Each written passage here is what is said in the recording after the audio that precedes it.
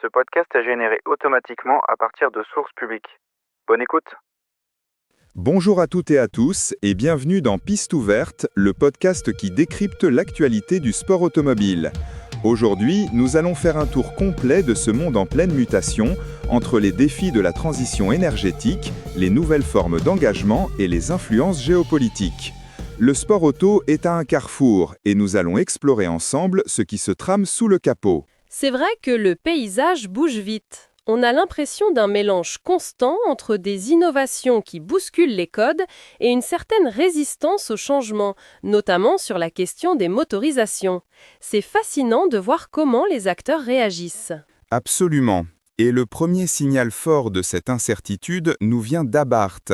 La marque italienne, connue pour ses petites sportives et qui s'était lancée dans le tout électrique, semble déjà faire machine arrière. Des études sont en cours pour un potentiel retour au moteur thermique. C'est un revirement significatif. Un retour en arrière, c'est surprenant. On pensait que la voie de l'électrification était tracée pour toutes les marques sportives. Qu'est-ce que cela nous dit sur les défis de l'électrique pour des constructeurs comme Abarth, qui misent avant tout sur la performance et les sensations ? Cela met en lumière la complexité de l'équation. Pour une marque qui vend de l'émotion et du son moteur, la transition vers l'électrique peut s'avérer plus ardue que prévu. Les coûts de développement, l'autonomie, le poids des batteries et surtout l'acceptation par une clientèle attachée à la tradition sont autant de freins potentiels. Le moteur thermique, malgré les pressions environnementales, conserve un attrait indéniable pour une certaine catégorie de véhicules. En effet, on voit bien que l'équilibre est difficile à trouver. Et pourtant, à l'opposé de cette prudence, on parle d'un géant du véhicule électrique, le constructeur chinois BYD, qui pourrait envisager de s'engager en Formule 1. C'est une perspective étonnante et pleine de promesses, non ? C'est tout à fait ça. Si Abarth hésite sur l'électrique, l'arrivée potentielle de BYD en Formule 1 marquerait une étape majeure.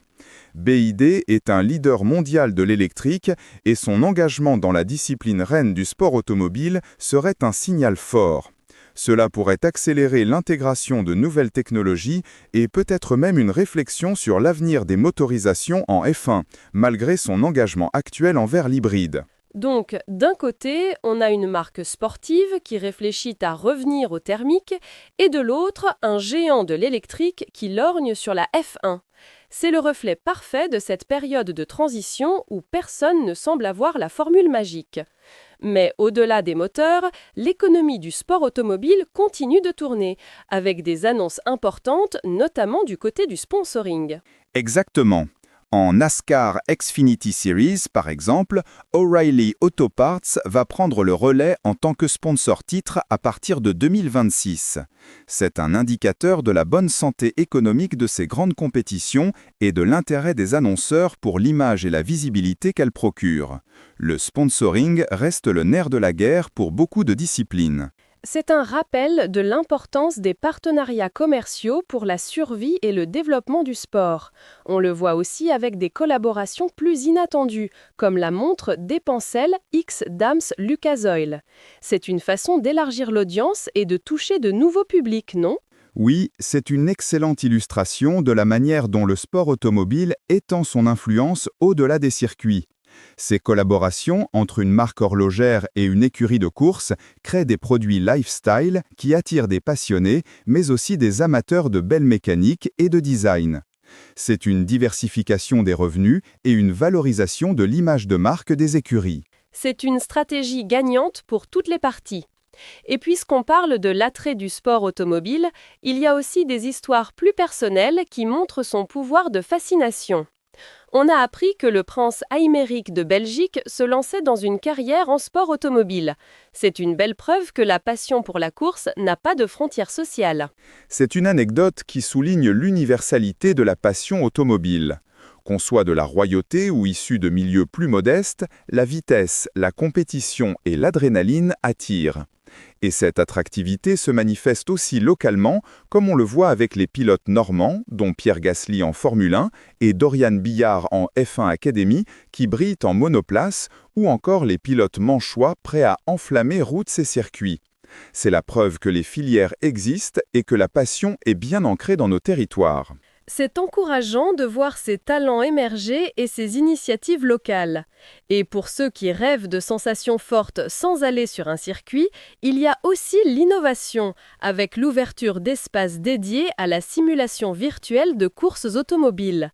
C'est une nouvelle porte d'entrée pour le grand public, plus accessible, plus immersive. Tout à fait. La simulation rend le sport automobile plus accessible, permet de s'entraîner, de comprendre les techniques de pilotage et même de participer à des compétitions d'e-sport. C'est une passerelle formidable pour attirer de nouvelles générations et démocratiser la pratique. Et si l'on parle d'expérience intense et de liberté absolue, on ne peut que penser à la 13e édition d'Exclusive Drive qui se tiendra les 20, 21 et 22 mars 2026.